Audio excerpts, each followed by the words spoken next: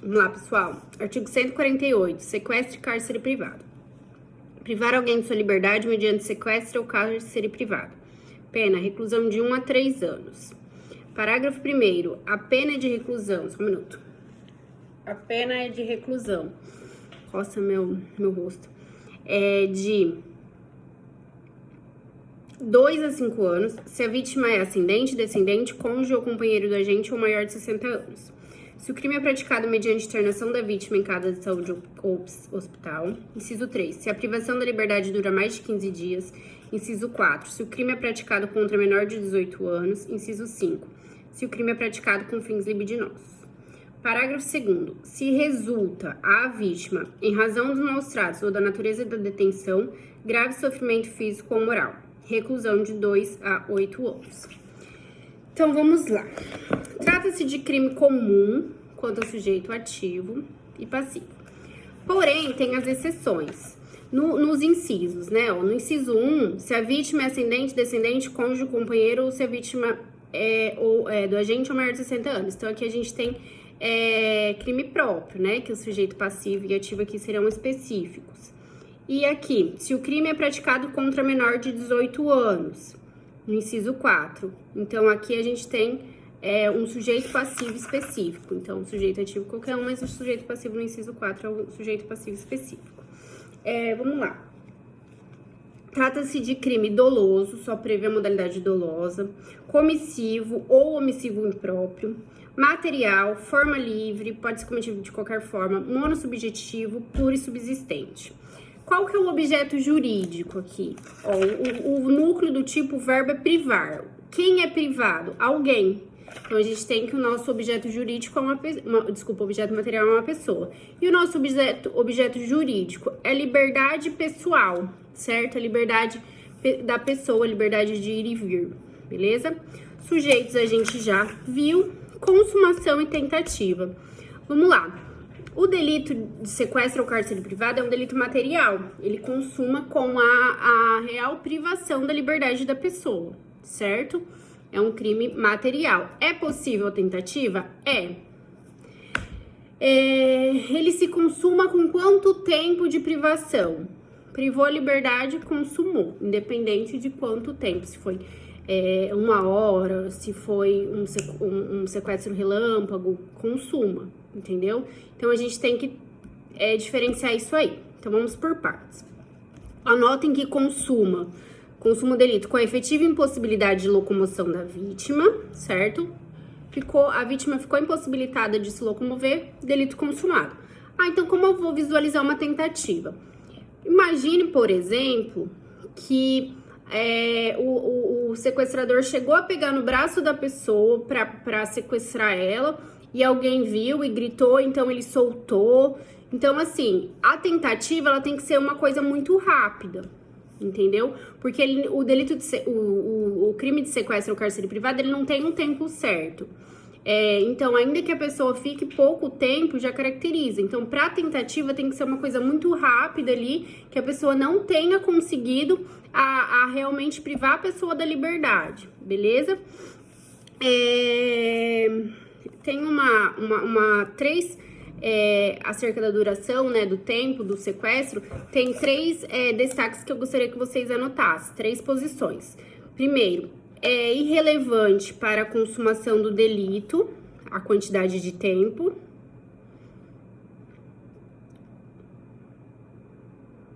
Exige-se que a privação da liberdade perdure por tempo razoável.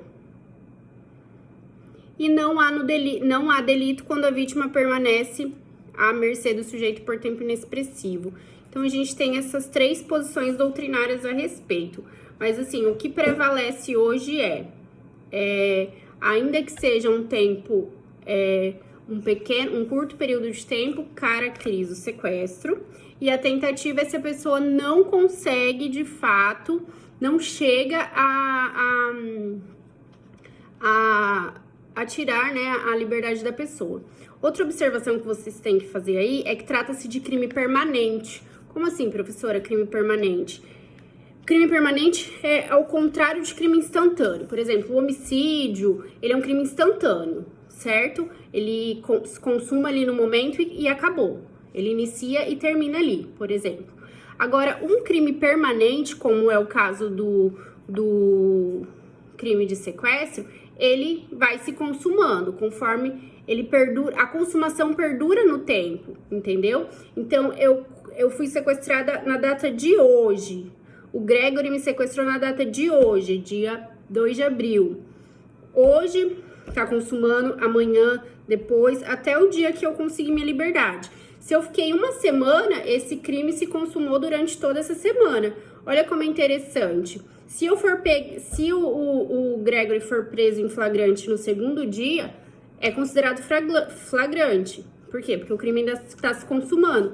E nesse sentido, é um crime permanente. Se vocês quiserem anotar aí, ó, vou falar o conceito de Aníbal Bruno. Anotem aí, Aníbal Bruno, abrem aspas e coloquem assim. Consuma-se quando o coagido é privado da sua liberdade, mas é um caso típico de crime permanente. Não se esgota num acontecer instantâneo, como no homicídio. O seu momento consumativo prolonga-se por tempo mais ou menos dilatado e dura até que o próprio agente ou qualquer circunstância lhe ponha fim, recuperando a vítima sua inteira liberdade. Fecha aspas. Então, foi como eu expliquei pra vocês. Enquanto a vítima estiver com a sua liberdade restrita, vai estar consumando o delito, beleza? Por ser crime permanente. Elementos subjetivos, a gente já falou que é o dolo, certo? O dolo aqui, gente, vamos fazer mais uma observação. O dolo do agente é privar a liberdade da vítima, tão somente. Não pode ter aqui um dolo, uma intenção, por exemplo, para extorquir. Por quê? Porque se a intenção do agente não for tão somente privar a liberdade da vítima, mas for privar para conseguir o resgate, o crime vai ser outro, vai ser da extorsão mediante sequestro.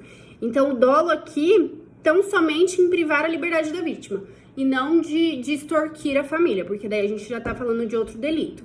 Ah, mas quem que sequestra só por sequestrar? Ah, existe sim, né? Aquele ex-marido que sequestra a filha, ou aquele inimigo que sequestra a filha do outro. E infelizmente, existe sim esse delito, essas possibilidades, beleza? Modalidades qualificadas. Vamos lá. O inciso 1 fala: se a vítima é ascendente, descendente, cônjuge ou companheiro do agente ou maior de 60 anos. Aqui acho que não tem nenhuma observação para fazer. Se o crime é praticado mediante internação da vítima em casa de saúde ou hospital. Então, desde em cárcere privado, numa casa de saúde ou hospital. Então, é o crime de sequestro ou cárcere privado, qualificado aqui pelo parágrafo 1º, inciso 2. Se a privação da liberdade dura mais de 15 dias, então vamos lá. Durou menos de 15 dias, caput. Durou mais de 15 dias, é um sequestro ou cárcere privado qualificado.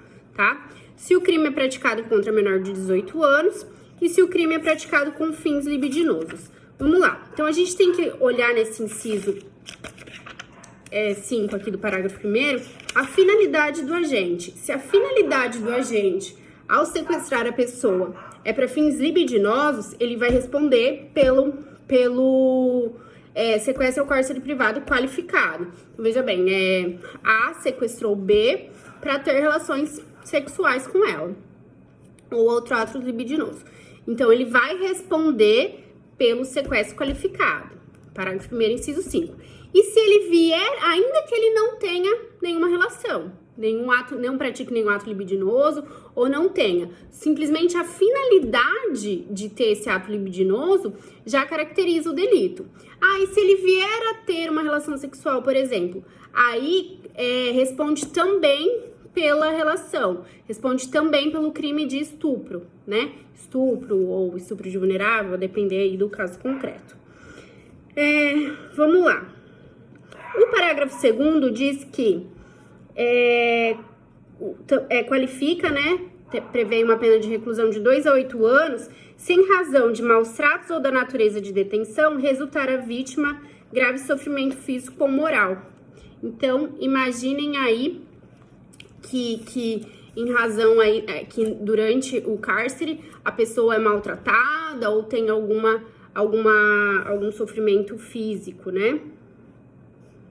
Ou moral. Ele vai responder pelo sequestro ou cárcere privado qualificado do parágrafo 2º, que a pena é maior, uma pena de 2 a 8 anos.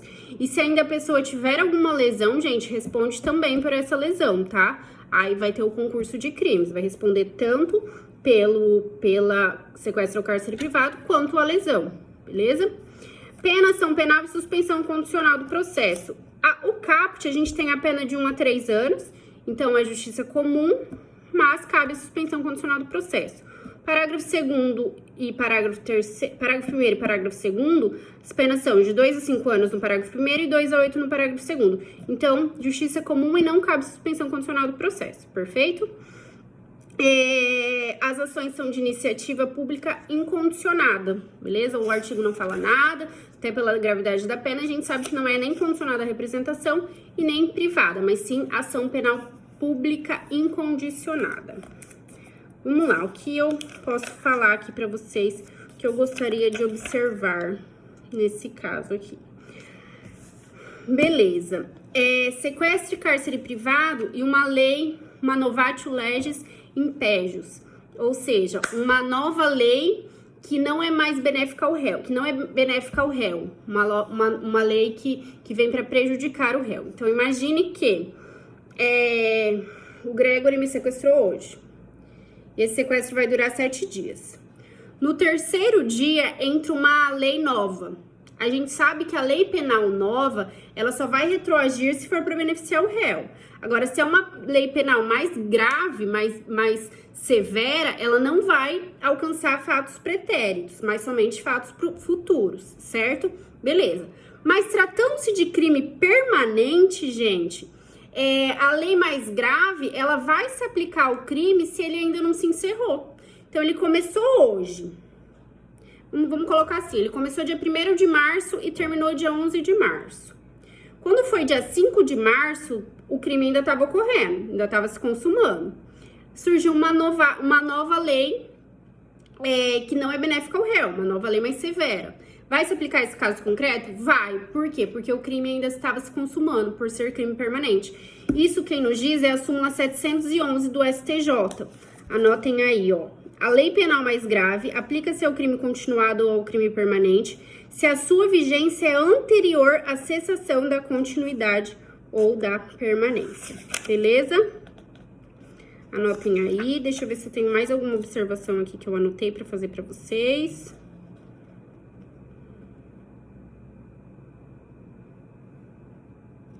Notaram? Já volto com mais uma observaçãozinha, tá?